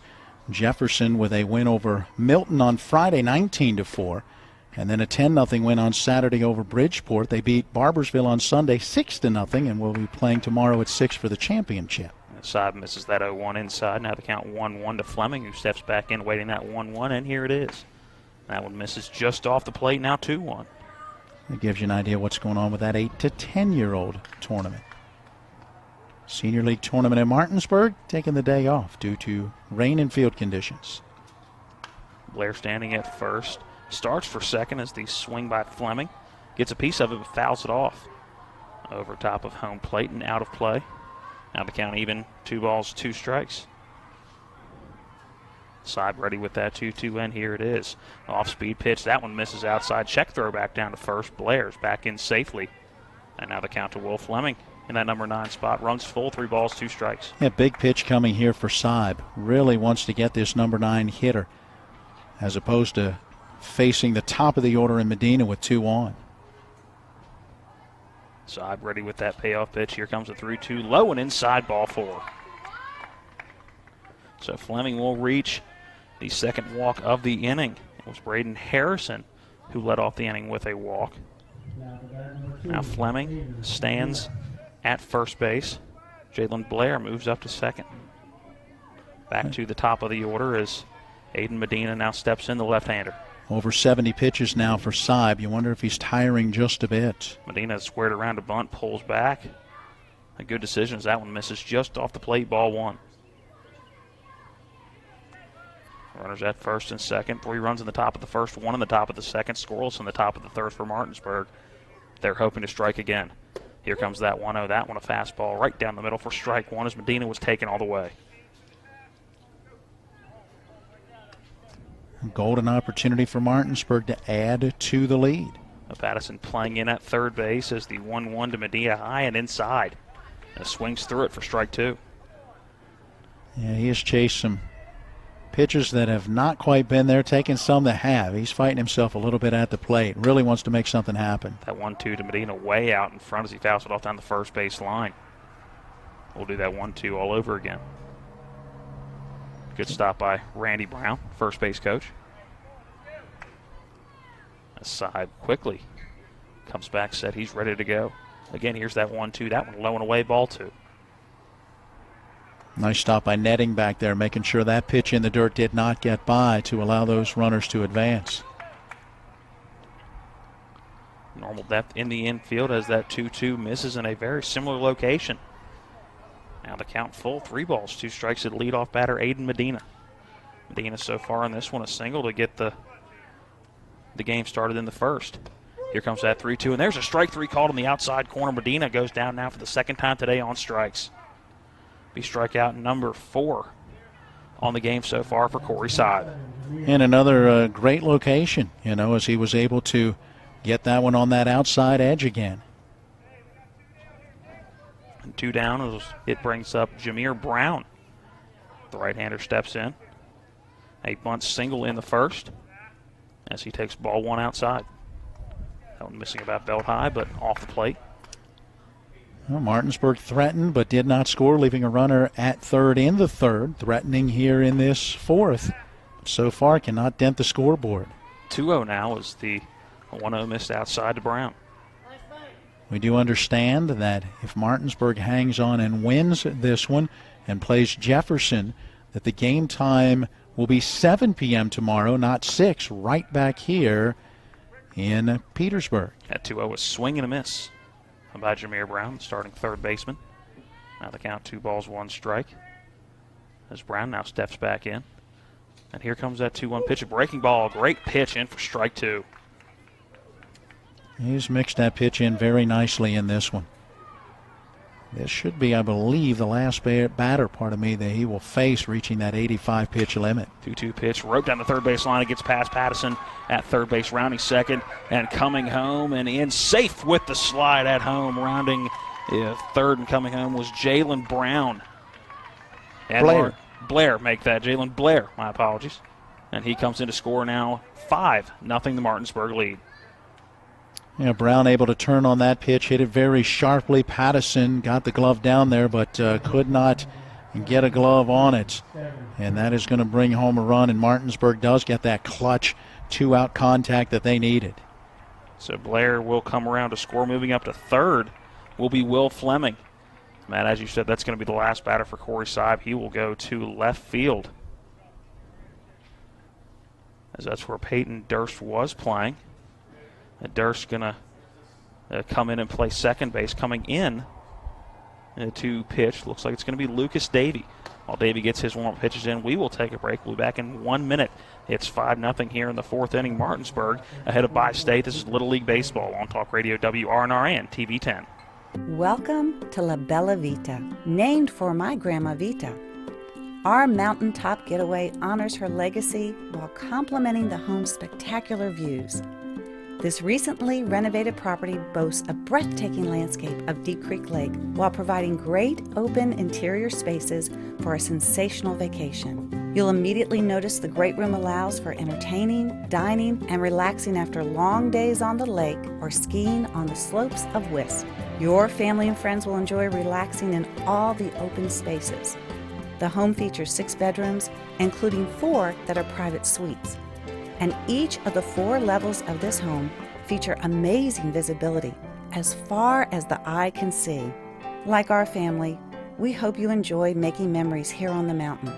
We love sharing the spacious, warm, and inviting home that overlooks the lake. Cheers to the beautiful life, La Bella Vita.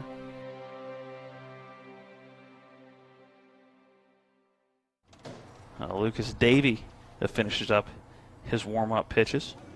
Corey Seib leaving after 3 2/3 on the mound, leaving for that pitch count limit. He gave up 6 hits, struck out 4, also walked 3. Still has 2 runners in scoring position that would be on his tally. Lucas Davey, now the pitcher. And Durst coming in to play second base. First pitch to Christian Alter, outside, ball 1. Again, Peyton Durst coming in from left field. Corey Seib going out to left field as Davey comes into the pitch in this one. The 1-0 to Christian Alter. Taking a low for ball 2.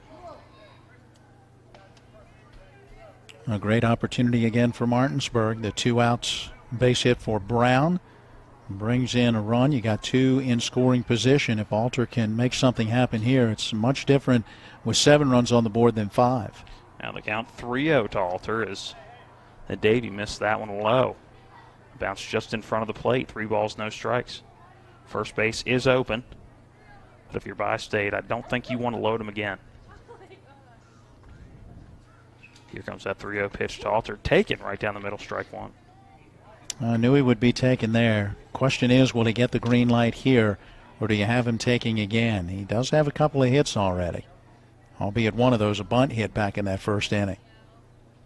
It was a single back in the third into left field as well. Here comes Davey with that 3-1 pitch. That one and also misses low, bouncing in, gets by the catcher and netting, and coming in to score Fleming from third. Martinsburg takes a 6-0 lead. Nobody paying attention to second base, so Alter will move quickly to second, as all the attention was at the run that had already scored at the plate by Fleming. And Brown goes to third base on that play as well, so Martinsburg able to take advantage. Brings up Braden Oviedo, trying to help his own cause. Nice little cushion already, 6-0.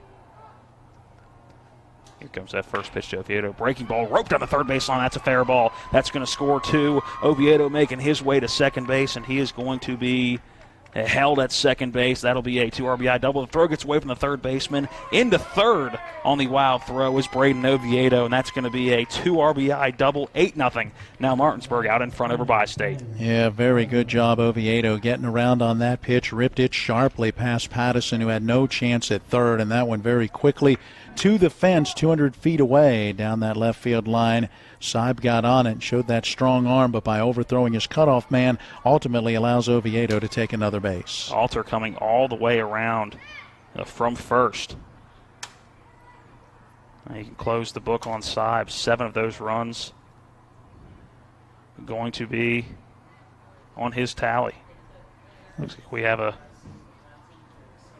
to have a defensive change. Pattison going to center field. Is Christian Root going to come into third base?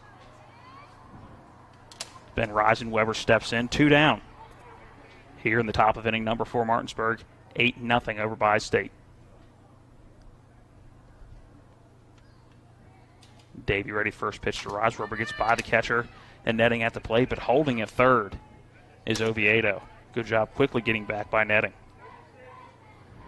7 of the 8 runs will score on the account of the starter Corey Sibe. So you can close the book on him in his day on the mound. Here comes that 1-0 pitch. That one also bounces in, gets by the catcher netting. Good job getting back. Staying at third is Oviedo. Now the count 2-0 to Reisenweber. 8th batter to hit in this Martinsburg half of the 4th inning. Most they've sent to the plate in an at-bat in this one. Reisenweber stands in awaiting that 2-0 pitch. And here it comes. This one also low, ball 3. Yeah, tough for Lucas Davey. You've been playing second base the whole game, and now you get called on to pitch. You only get that handful of warm-up pitches, and then, boom, you're right in there facing batters. Hard sometimes to develop that rhythm, and he's already walked one and given up that sharp hit double, and now has gone 3-0 to Reisenweber. Davey comes set out of the stretch. Here comes that 3-0 to Reisenweber. That one also misses low, ball 4. Ball gets by, netting briefly, but only by a few feet. So again, holding at third is Oviedo. So now runners at the corners. Reisenweber at first, Oviedo at third. That brings up Sean Parkinson. He is 0 for 1, had a bounce out to third, then gave way to Matty Lupus, who hit in the 3rd inning. Lupus struck out. Parkinson went back in defensively and now gets his second at bat. First pitch to Parkinson in for strike 1. Moving to second base was Reisenweber on the ball that got by the catcher. That was Matt's stopwatch.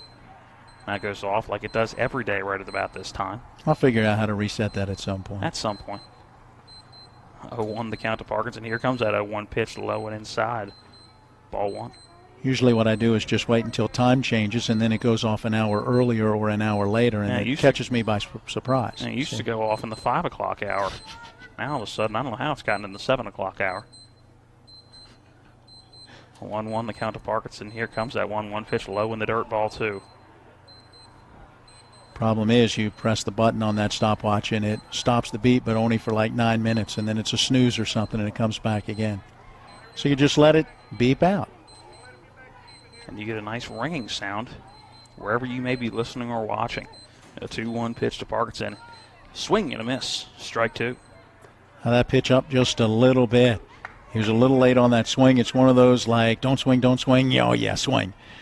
You know, by the time you get around, you realize I probably shouldn't have. They seem to look a lot bigger coming in slow like that. Here comes that 2-2 pitch, a breaking ball.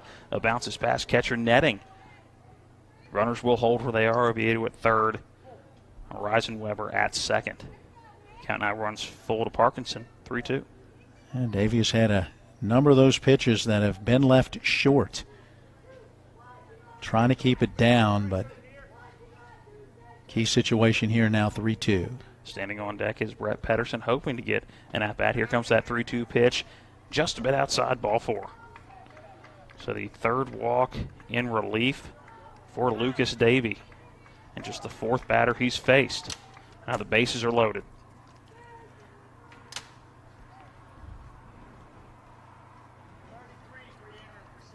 Brett Pedersen re-entering. As earlier this inning, it was Braden Harrison who led the inning off as a pinch hitter. And we've now bat around. So we can scratch off that 4 on the top of the 5 on the top of the score sheet and put another 4. Base hit here with an 8-0 lead could bring in 2 and shorten this ball game. Bi-State would be down to their final at bat via the mercy rule in the bottom of the 4th. So this is really big right now for Martinsburg and for Bi-State. Pedersen waits in. Now the first pitch. That one above the numbers for ball one. Pedersen, number 7 batter in the order. You would think that all these starters would re-enter based on Pedersen re-entering for Harrison. As he's 7, 8, 9, all pinch hitters earlier this inning. That 1-0 misses low in the dirt, ball 2. A walk would bring in a run as well with the bases loaded. And Pedersen drew a walk back in that second inning. Gave way to Will Fleming as a special pinch runner who eventually came around to score. Here comes the 2-0. That one ripped to the left side. That's going to be into left field for a base hit. 1 run scores and going to be held up at the bases after that. Coming in from third to scores Braden. Make that Ben Reisenweber. Now Braden Oviedo. Yep, you got it. Reisenweber will move up to third base. Parkinson moving up to second. And an RBI single into left field for Brett Pedersen. And now brings up Matthew Johns, who was hot 4 for 4 the other day. 0 for 1 in this one, though. He did strike out earlier. Let's see if he can come through. Also, his only at-bat of this ball game was a fielder's choice earlier this inning. That allowed Jalen Blair to reach. He would come around to score. First pitch, that one fouled off right behind home plate, hitting the fencing. Strike 1. Yep, Jalen Blair hitting and reaching and scoring, and now Johns gets his chance, all in the same inning. You know things are going well. John stands more towards the front of that batter's box. As here comes that 0-1. That one misses low, ball 1. 11th batter in this top of the 4th. And Lucas Davey just struggling getting the ball to the plate in this inning. 1-1 the count to Matt Johns. He awaits a long pause on the mound by Lucas Davey. Here comes that 1-1. That one low in the dirt. Ball 2. Look where the right fielder is playing right now. Almost in center field. Yeah. On the center field side of left center.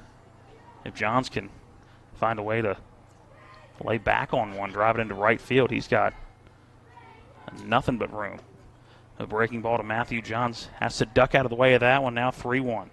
And just 1 ball away from walking in what will be the 10th run of this game for Martinsburg. And as Matt said earlier, it would be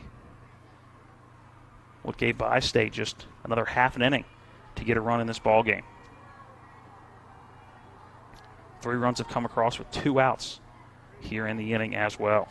Here comes that 3-1 pitch. That one pushed down the line, third base, bobbled, picked up by shortstop Gensler, but he will not be able to make a play as it was a sharply hit ball to Christian Root, bounced off his glove. Gensler going over to pick the baseball up off the dirt, but he's not going to make a play. Reaching safely at first base is Matthew Johns. Coming in from third to score is Ben Reisenweber, and Martinsburg takes the 10-0 lead. Yep, it's now double digits, and now that mercy rule in effect as Will Fleming is going to stay in and hit.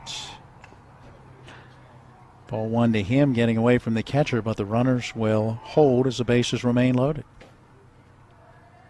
At third now is Sean Parkinson. Second is Brett Pedersen. First base, Matthew Johns. Will Fleming awaiting that 1-0 pitch. He lifts this one into foul territory down the right field line, and it's going to drop in. Now the count 1-1 after the foul ball.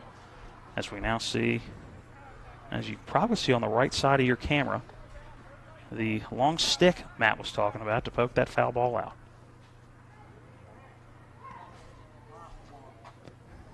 Having a little bit of an issue knocking it out of the netting, and there it goes. 1-1 the count to Matt Fleming. Here comes that 1-1 pitch. This one lifted into right field. Coming in on it is Valentine. Actually going back on it is going to be Durst at second base, and he will haul it in for out number 3. So the damage done. 4 runs here in the inning.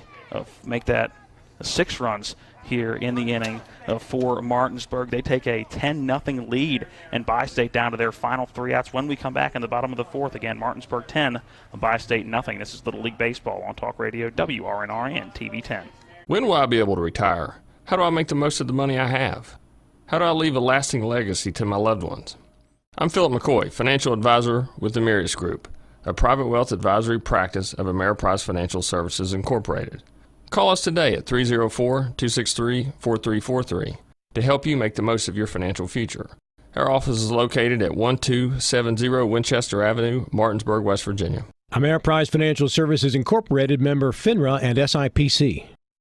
At Anthony's Pizza Inwood location, nobody does it better. We make our own dough and we bake it fresh twice daily. That's freshly baked twice a day to make sure your pizza always tastes great. Take advantage of our Anthony's Pizza special offer. Get 2 large one-topping pizzas, just $17.99. And when you buy 3 12-inch subs, the 4th one's on us. For the best in freshly made pizzas, subs, calzones, stromboli, lasagna, and more, it's got to be Anthony's Pizza, 372 Middleway Pike in Inwood. Call 229-7373 for delivery. Anthony'sMenu.com.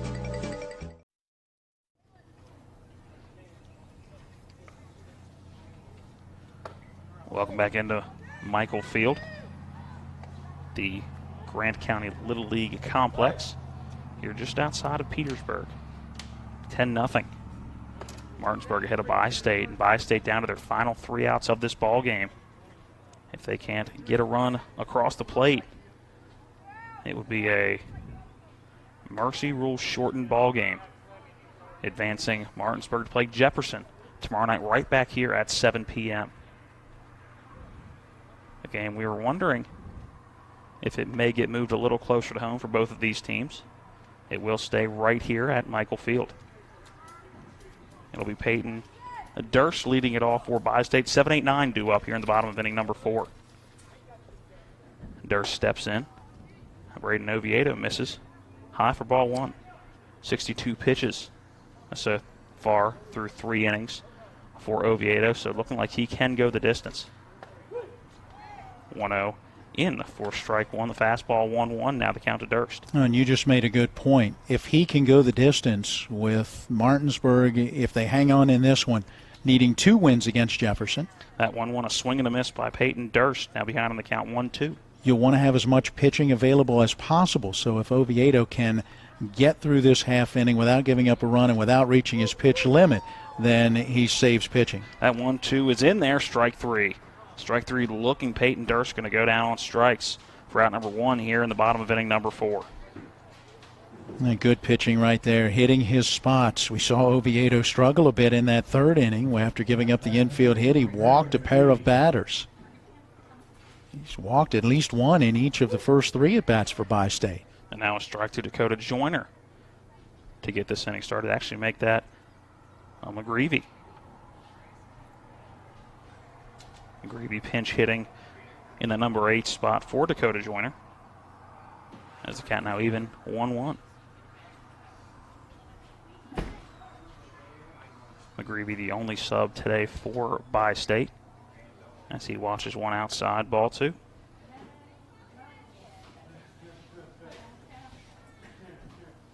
Braylon McGreevy, saw him in a pinch hitting role there last time out as he rips one back up the middle. Oviedo knocks it down with the glove, picks it up, underhand toss to first, and McGreevy retired for out number 2. A great play by Braden Oviedo, but a piece of hitting by McGreevy. Ripped one right back up the middle, and a good job by Oviedo just to get a glove on it and knocked it down. And makes a good underhand toss to Parkinson at first, 2 down. Yeah, put a little star by that one. That's a nice defensive play. Good, quick reaction up the middle for Oviedo. Yeah, that's not your standard 1-2 in your scorebook.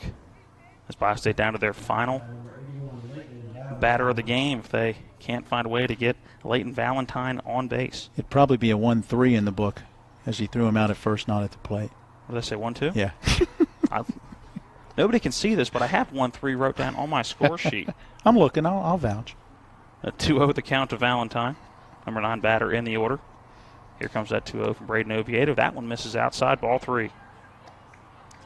Just like that, Oviedo can't find the strike zone. Seems like every time we compliment him on pounding that zone, he struggles to find it the next couple of batters. There's the old automatic, the fastball in there for strike 1. 3-1 now to count to Leighton Valentine. Bi-State very close to getting a run across in the bottom of the 3rd inning, but a great double play turned by Martinsburg. Valentine watches ball 4 high, and Bi-State has a 2-out base runner. Well, still a chance. You go back to the top of the order. If Bradley Gensler can find a way to get on or find a gap somewhere, you might be able to get that run in, keep this going. You never know. Runs come quick in Little League Baseball. Bradley Gensler Now stands in the leadoff batter. It takes ball one above the letters.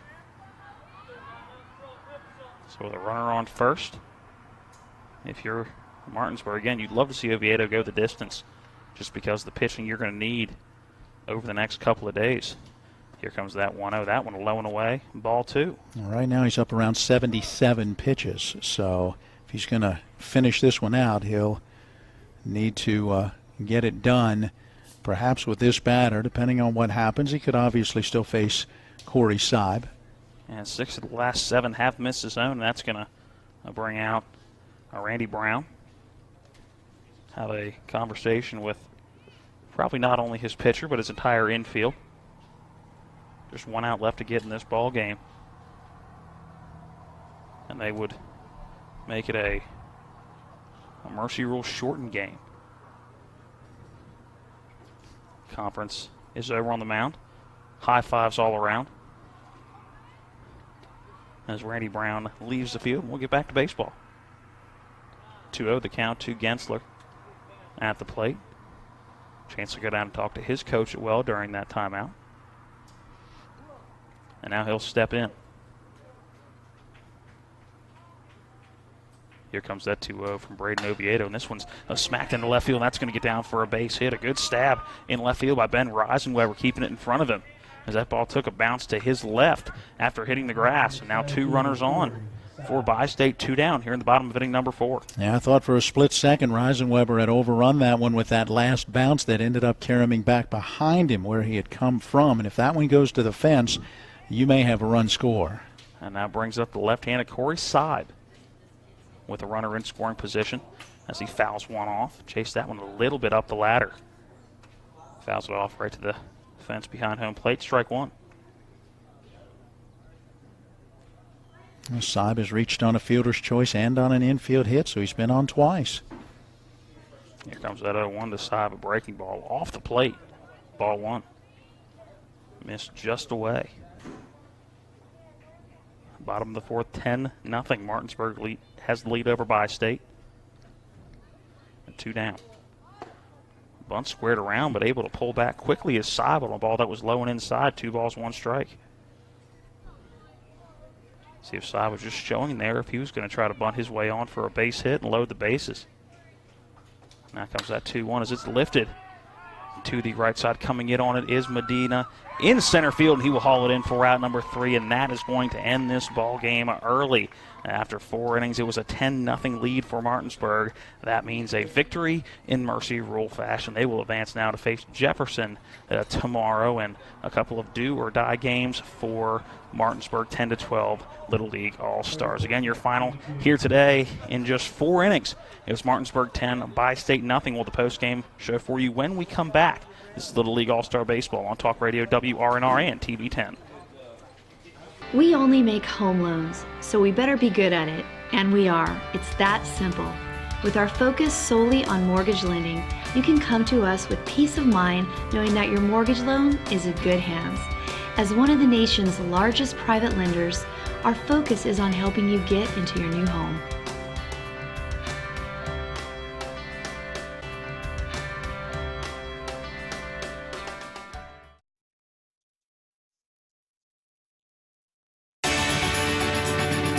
The National Maritime Center primary mission is to credential all U.S. mariners. We have approximately 250 employees here in Martinsburg, West Virginia. Most people aren't aware of the quality of life here in Berkeley County. We have a lot of employees that are from the area. We obviously have folks that have to do tours here, and it's kind of a little bit of a hidden secret of how nice the quality of life is here.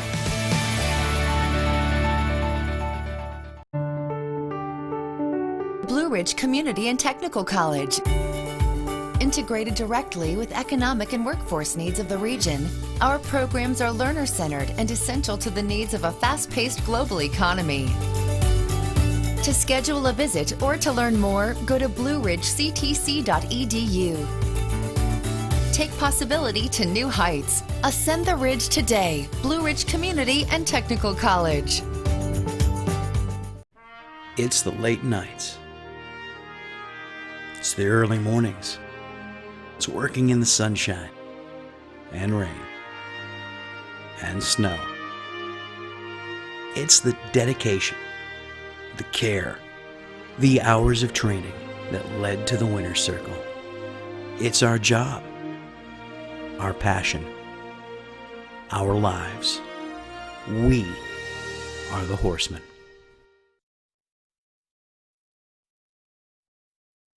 County Little League complex in a Mercy Rule shortened 4-inning ball game. It was Martinsburg getting the victory over Bi-State. And Matt, it was Martinsburg getting the lead early, 3 in the top of that first inning, and other than the third, they never really looked back.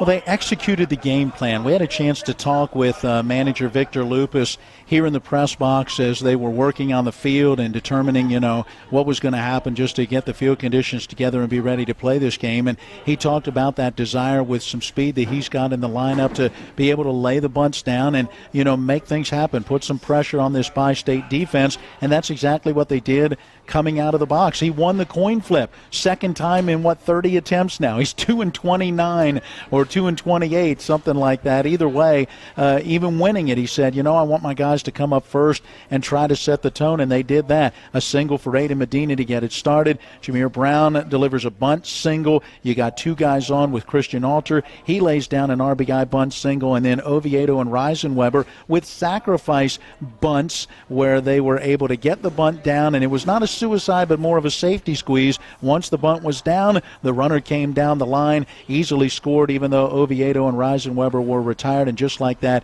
3-0 Martinsburg, and as you said, they never looked back. Yeah, one in the top of the second. Looking to the top of the third, had a chance to get a run, but left a runner in scoring position.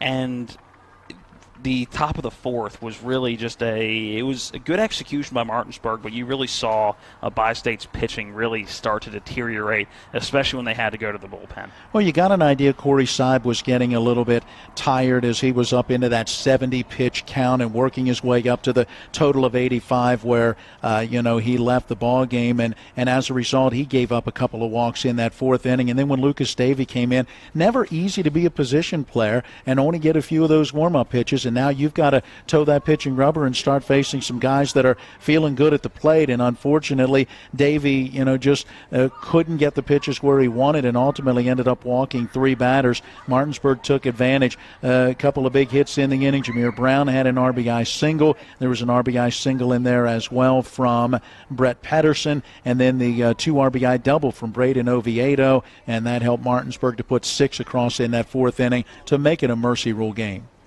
Well, that's how we got to our final score. Again, Martinsburg wins in Mercy Rule fashion 10-0 over Bi-State. Bi-State now eliminated from the 10-12 Little League All-Star bracket. We will break down some final stats in this one to set you up for tomorrow's game and possibly Wednesday's game, too, as only 2 teams are left. Jefferson's got 2 games to win just 1. We will wrap up the post-game show when we come back. In your final here was Martinsburg 10, Bi-State nothing. Hi, this is Eric from Hagerstown Ford. I keep telling you that Hagerstown Ford has completely changed the car buying experience forever. And with a return policy easier than Walmart, Hagerstown Ford has a goal to deliver 350 cars and trucks per month. And when I say deliver, I mean deliver to you, where you are, just like Amazon does. And if you don't want it, return it. No questions asked. The only way Hagerstown Ford can accomplish this extremely aggressive goal is to make the car buying process fast and easy. We simply refuse to play the dumb back and forth games that most dealerships want to play. There's absolutely no reason for you to waste your precious time at a car dealership. I assure you, there is no dealership from Winchester, Virginia to Washington, D.C. that can beat our price. There's no dealership that will allow you to return your new car if you don't want it. Hagerstown Ford absolutely has the best price, and we'll bring the car to you. And if you don't want it, return it, period. No questions asked. There's no reason to buy anywhere else. Visit HagerstownFord.com to schedule your VIP experience and get your new ride delivered to you. Contact dealer for details.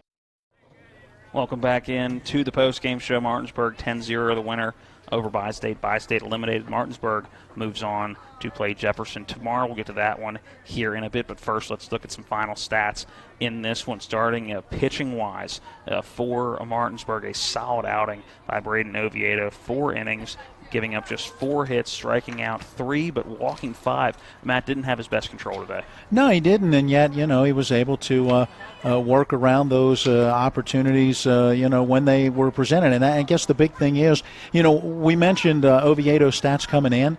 He had not given up many walks, but had given up 13 hits in 7 innings.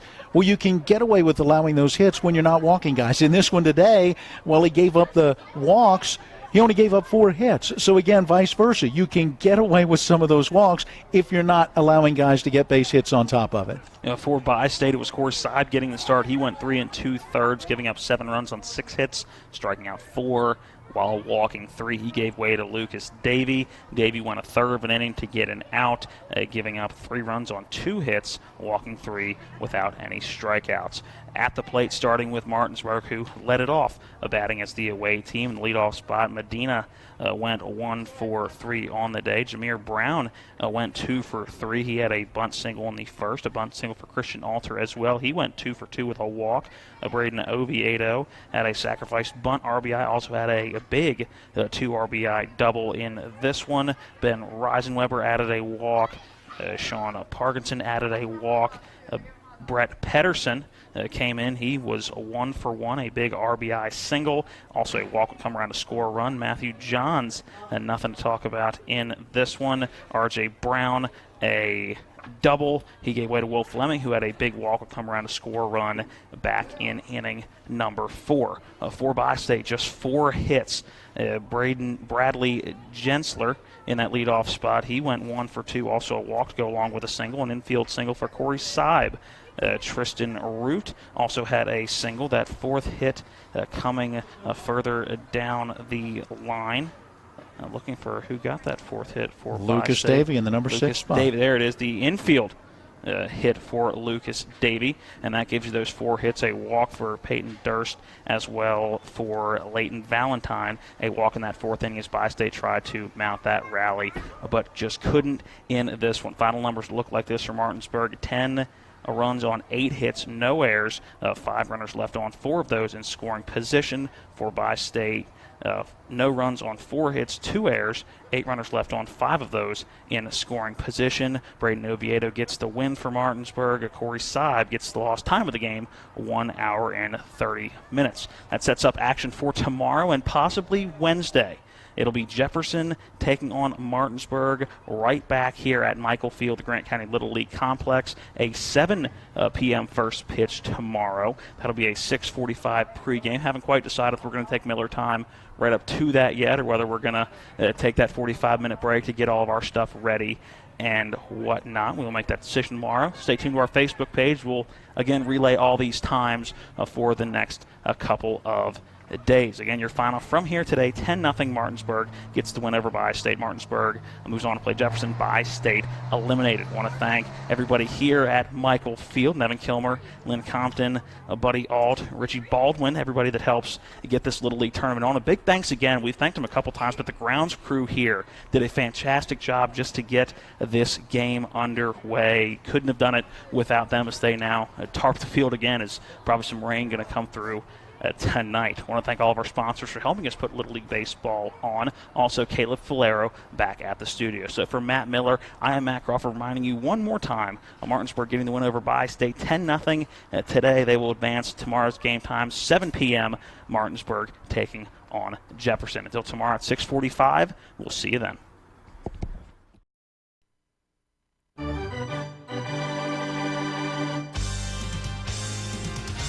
We thank you for listening to live play-by-play coverage of Little League All-Star Baseball. Today's game has been brought to you by Trips Floor Sanding and Berkeley Fashion Flooring, Bechtel Jewelers, Miller's Chrysler Dodge Jeep Ram, the Berkeley County Health Department, Procter & Gamble, Mirius Group and Ameriprise Financial Advisors John Everson and Phil McCoy, and Parsons Ford. Little League All-Star Baseball is a special sports broadcast presentation of Talk Radio WRNR, Martinsburg. All rights reserved.